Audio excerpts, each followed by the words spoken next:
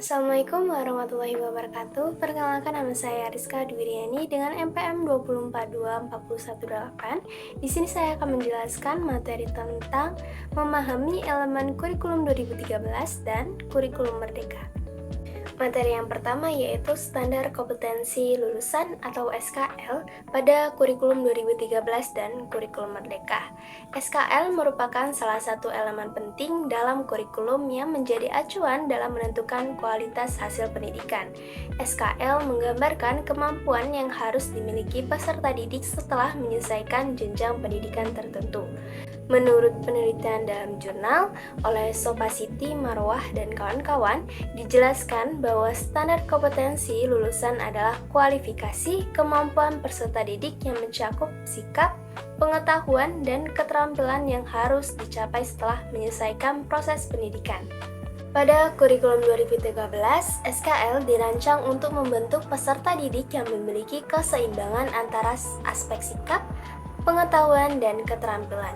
Kurikulum ini menekankan pembentukan karakter serta kemampuan berpikir kritis melalui proses pembelajaran aktif.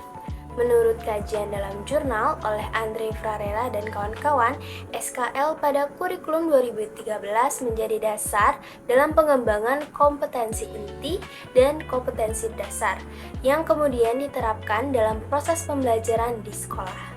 Dalam kurikulum 2013, SKL ini mencakup 3 dimensi utama. Yang pertama, sikap atau attitude berkaitan dengan nilai-nilai spiritual dan sosial seperti kejujuran, tanggung jawab, disiplin, dan kerjasama. Yang kedua, pengetahuan atau knowledge mengacu pada penguasaan konsep, fakta, dan teori dalam berbagai bidang ilmu.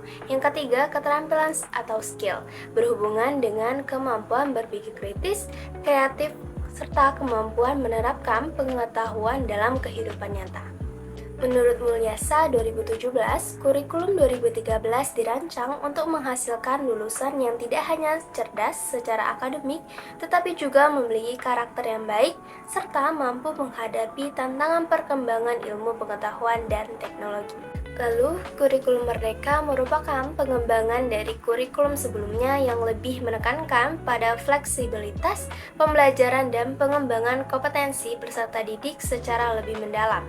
Berdasarkan penelitian oleh Fitria 2024, SKL pada kurikulum merdeka mengacu pada pengembangan kompetensi peserta didik secara holistik yang mencakup karakter, literasi, dan kemampuan berpikir tingkat tinggi. Dalam kurikulum merdeka, SKL lebih diarahkan pada pencapaian profil pelajar Pancasila yang meliputi yang pertama beriman dan bertakwa kepada Tuhan Yang Maha Esa, yang kedua kebinekaan global, yang ketiga gotong royong, keempat mandiri, yang kelima bernalar kritis, yang keenam kreatif. Pendekatan ini memberikan ruang lebih luas kepada guru untuk menyesuaikan pembelajaran dengan kebutuhan dan potensi peserta didik. Menurut Nadiem Makarim, kurikulum merdeka dirancang agar pembelajaran menjadi lebih fleksibel, mendalam, dan berpusat pada peserta didik sehingga mampu mengembangkan kompetensi abad ke-21 seperti kreativitas, kolaborasi, komunikasi, dan berpikir kritis. Materi yang kedua yaitu standar isi kurikulum 2013 dan kurikulum merdeka.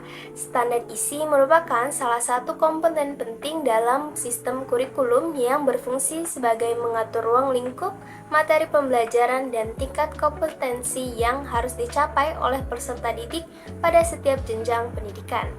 Dalam kurikulum 2013, standar isi berfungsi untuk menentukan ruang lingkup materi pembelajaran yang harus dipelajari peserta didik pada setiap jenjang pendidikan.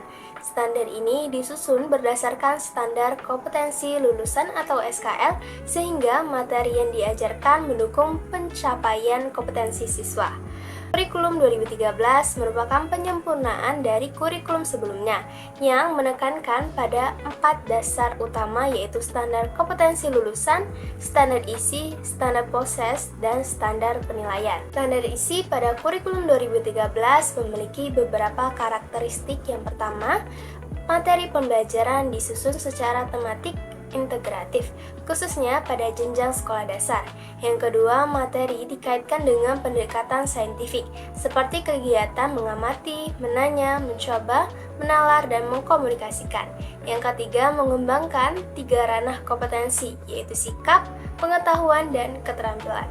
Penelitian mengenai kesesuaian materi buku ajar dengan standar isi kurikulum 2013 juga menunjukkan bahwa materi yang disajikan harus memiliki cakupan, kedalaman, dan keakuratan materi yang sesuai dengan kompetensi dasar dalam kurikulum.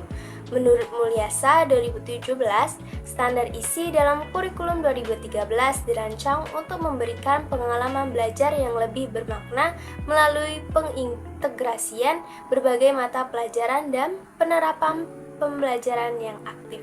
Pada kurikulum Merdeka, konsep standar isi mengalami beberapa perubahan agar pembelajaran menjadi lebih fleksibel dan berpusat pada peserta didik. Dalam jurnal oleh May Shirley Syafitri dan kawan-kawan dijelaskan bahwa kurikulum Merdeka memberikan keleluasaan pada satuan pendidikan untuk menyesuaikan materi pembelajaran dengan kebutuhan peserta didik dan kondisi lingkungan sekolah. Beberapa ciri standar isi dalam kurikulum Merdeka antara lain, yang pertama, materi pembelajaran lebih sederhana dan esensial. Kurikulum Merdeka menekankan materi yang paling penting agar siswa dapat memahami konsep secara mendalam. Yang kedua, menggunakan konsep capaian pembelajaran atau CP. Capaian pembelajaran menggantikan sistem kompetensi inti dan kompetensi dasar yang digunakan pada kurikulum 2013. Yang ketiga, pembelajaran berbasis proyek. Materi pembelajaran dihubungkan dengan proyek yang mendukung penguatan profil pelajar Pancasila.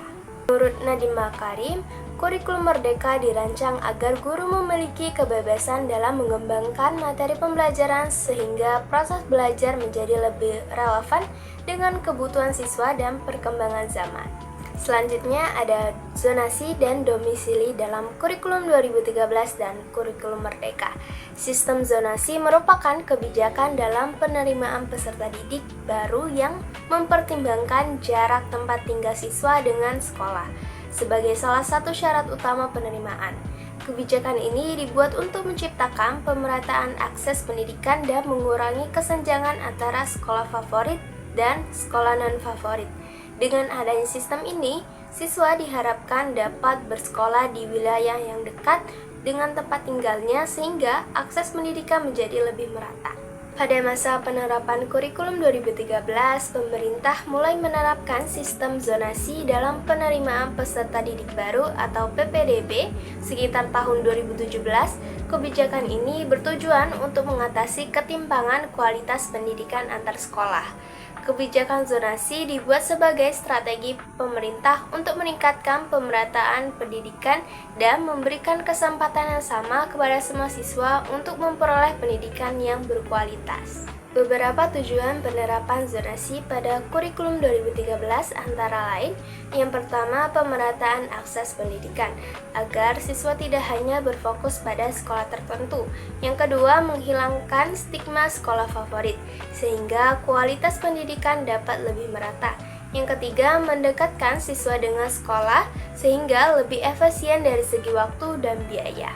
Menurut Syakarofat, Sulaiman, dan Irsyad 2020, dalam Jurnal Pendidikan dan Kebudayaan, sistem donasi diterapkan untuk menciptakan pemerataan pendidikan karena sebelumnya terjadi konsentrasi siswa berprestasi pada sekolah-sekolah tertentu. Pada kurikulum Merdeka dalam kebijakan pendidikan terbaru yang berkaitan dengan kurikulum Merdeka, sistem zonasi mulai mengalami penyesuaian dengan pendekatan domisili. Pada sistem ini, penerimaan siswa masih mempertimbangkan lokasi tempat tinggal, tetapi dengan mekanisme yang lebih fleksibel. Kebijakan zonasi kemudian berkembang menjadi sistem berbasis domisili yang tetap mempertimbangkan jarak tempat tinggal siswa ke sekolah sebagai dasar penerimaan peserta didik. Beberapa karakteristik kebijakan domisili pada kurikulum Merdeka antara lain, yang pertama tetap mempertimbangkan jarak tempat tinggal siswa dengan sekolah. Yang kedua, memberikan fleksibilitas dalam penerimaan siswa dibandingkan sistem zonasi yang lebih ketat sebelumnya. Yang ketiga, menjaga pemerataan pendidikan, namun tetap memberikan ruang pada jalur lain seperti prestasi dan afirmasi. Dengan pendekatan ini, pemerintah berusaha menyeimbangkan antara pemerataan pendidikan dan kesempatan siswa untuk memilih sekolah sesuai dengan potensi dan minatnya.